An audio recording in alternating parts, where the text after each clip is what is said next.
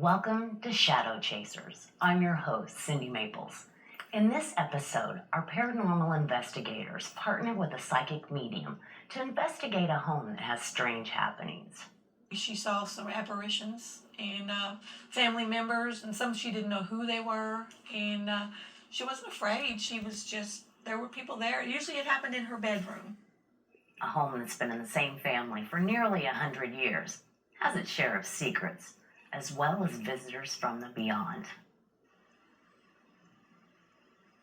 It get cold in here real quick. Huh? It get cold in here real quick. Yeah, I'm feeling it too. Is that you making your presence?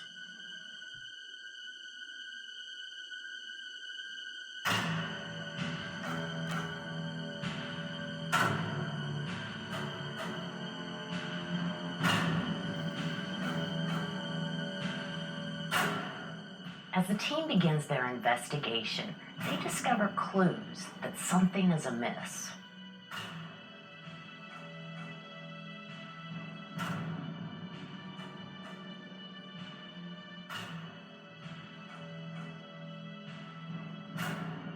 A door that holds remnants of violence, and a place that becomes the thinking room.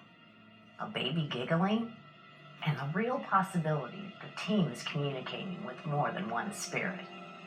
Because that's what I was thinking. Like, he would come here when he's angry. Yeah, Just to work it out. Yeah. And it was always that corner. But all of this pales in comparison when in an instant, a shocking discovery of true terror strikes the team to the core. Turn off your lights if you dare. Do whatever you must to prepare yourself for the story we're about to share.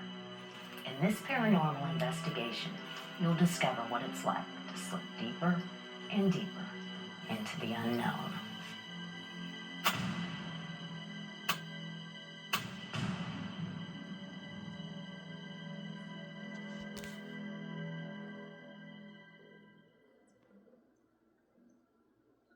My name is Brett Melton. Well, a couple of years ago, Chris Gibson called me up and asked me if I would help found a group. Chris and I have been longtime friends since we were young children, growing up in Henderson, Kentucky. And I was like, sure, why not? Hi, I'm Theo. I'm a psychic medium. I'm a sixth-generation psychic from Greece and moved to Florida when I was 5 years old. And then now I'm based in Indiana. I have over 20 years of experience, and I've done several police cases. I have a regular clientele that come and see me, and I also do paranormal investigations. With each new investigation, there's something new that pops up. You never know if there is going to be paranormal activity or if it's just something for us to debunk. Usually I get feelings, I get sensations. Usually the spirit, when they contact me, either gives their story or what's going on with them, why are they still around. Sometimes they're just unfinished business that they need to take care of, or they're attached to certain items in the house, and they're very protective of them. They feel it's like somebody invading their space. Can you give us a brief description or background of this house and how long it's been in your family? Yes, it's been in the family about 96 years. My grandfather bought it in 1918, and he met Grandma, and then my mother was the first child. She was born in 1922, and there were 5 kids. And during the Depression, my grandfather's parents, my great-grandparents, moved in with them, because back then it was very difficult to survive. And so 9 people lived in this house back during the Depression. And my grandfather was fortunate because he was a musician, and that's how he fed his family. Of course, they had a garden and everything, and they were self-sufficient, and they would can their foods and everything, and then, here in the house. And a lot of happiness and a lot of sadness in this house, So, but my grandmother died in '93, and then my parents bought the house to keep it in the family, and they lived here. And then Mom just passed away in January of this year. and there's only one surviving sister, and that's the youngest, my Aunt Shirley, at this time. Yeah, it's got a lot of character too. So my grandparents, my grandmother and my mother pretty much took care of the house as best they could. How long have you lived in this house yourself? I moved here in May, and I was renting a home, and I thought I would live here and you know, keep up the house the best, and then sell the house, you know, when I can. So. The experiences that we have heard about, when did they first start coming to manifestation?